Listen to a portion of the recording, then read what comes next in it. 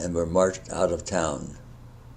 Marched off and marched out of town a ways and to what was an old abandoned factory, which we were using as temporary quarters until we shipped up into France. So it was some guy out and back wanted to go out to the latrine, and there was a empty hole there, and he fell in it and hurt himself, I guess. But that was bad because it was so dark you didn't see it.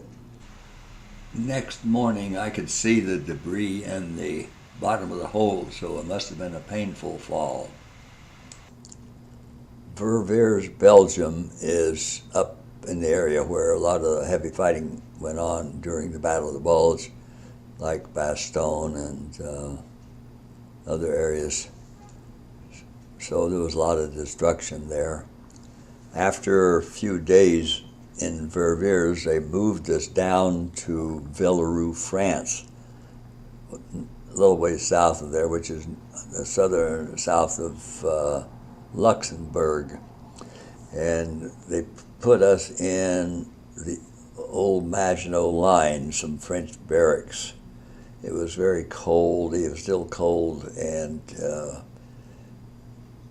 they had a stove, which was lined with brick, I think. Someone told me they had a reason for it, but I don't know what it was. I guess basically the idea was get it hot, and it would stay hot all day. But it took forever to get hot. It was cold. And until I found to wrap my feet in my Eisenhower jacket to keep them warm, then I could stay warm. Our sleeping bag was just one of these mummy sleeping bags with a water-resistant cover, so it wasn't very warm. That mummy bag, all it is a wool blanket shaped with a zipper, so when you sleep out when it's frosty or cold, you can see it wouldn't be very warm. We one day, there was a truck going up to Luxembourg, I think to the Red Cross there. So I and a guy got in it. We went up to Luxembourg City, and time to come back. When we got back, the truck had already gone. So here we are. I don't know how far it is, 20 miles maybe, from Villerue. So how are we going to get home? Well, we started walking, I guess, and fortunately, this little ways out of town, a Jeep came by, and we hitched a ride on it. And these guys were they were going somewhere, I don't know, from the front and going to get something. And that was quite an experience to ride in that Jeep. They're like maniacs, but I always remember that Jeep ride. If you wondered where the generals' foxholes were, here's one right here in Luxembourg City. This was the headquarters for the armies in Europe at this time. So no wonder generals love war so much. Then in the next day or so, we would go into Villerue, France. We met a nice Frenchman who gave us coffee or tea or something, and we talked and had a good time. And then we'd be back to the base. During World War II, the Japanese forced Korean women into what they euphemistically called comfort houses. But I've never heard this mentioned before, but the U.S. Army also had their comfort houses for American soldiers, at least in France and at least in this area. I don't know of any area where they had them, any other areas where they had them, but there was one in Villerue. Whether it was in the rest of the France, I don't know. However, the girls were not forced into this. It was strictly volunteer. Besides, prostitution was legalized in France at this time anyway. One of the days while we were in the Maginot Line, I looked up and there were hundreds of B-17s heading towards Germany. Must have been one of the last big raids of the war. Sort of overkill, because what else was there left to destroy other than having a little fun breaking things without being much danger of being shot down? Wouldn't it have been great to save those bombs and send them back to the manufacturer for a refund against the cost of the war? But I think it was the last big raid of the war. Some years ago, when we took we took Frank Brown, Kay's dad, on a trip to Europe, we went to Villaroo. We went to the Maginot Line, and here's a picture of us in front of one of the bunkers there. So after a few days, as the front kept going forward, they kept moving us. So our next stop would be Worms, Germany. So we, at Worms, the war was getting near the end now. Now I was in the artillery, and I didn't know one end of an M1 from the other, except what I saw in the movies. So they hand me an M1 once and says, you're on guard duty. Well, you know, there's a manual of arms. Infantry has a manual of arms.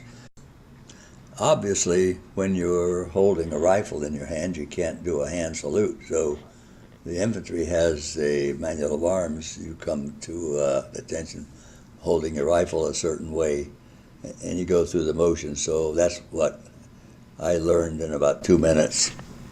The artillery just has sling, shoulder arms, and that's it. So, but in the infantry, if you come to attention, you got to have some sort of a manual arms again. But anyway, I practiced for a couple minutes, and I was in an infantryman. In spite of being the enemy, the little German kids, they didn't seem to be afraid of us. In fact, they were playing around where we were, where the camp was. I think maybe this time I was on guard duty. And I noticed 3 or 4 of them were playing and running. One of the kids was so skinny, and he had on these big shoes, and he could hardly run, but he was trying to play. I guess kids can play most anywhere. And here in Worms is where the war ended. I had a picture of those of us who were together in our tent, but somehow over the years I lost it. But we did have the picture taken the day the war ended. Now, the big job is to ship some of the outfits to the Far East for the war going on there, or if you got a lot of points, they send you home for discharge.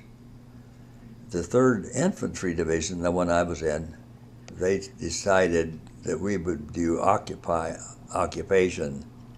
And so I was then sent to Salzburg.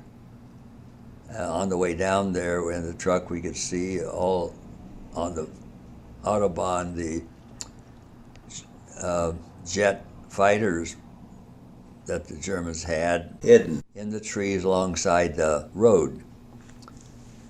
And fortunately for the Air Force, they didn't develop it sooner. So I was sent to the 3rd Infantry Division Headquarters Battery for the artillery.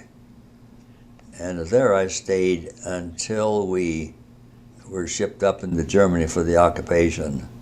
The house war brings out the worst in people. My room must have been the master bedroom, because we're right above the entrance there. You see me there.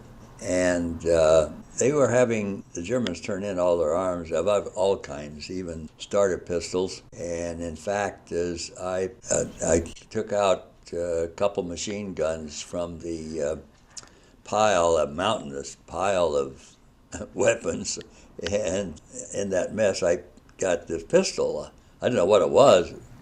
It had a big hammer on the back. It's kind of strange, but it turned out it was a starter pistol. And I was in the bedroom, in my bedroom, and I was doing target practice with one of the books there I was going to.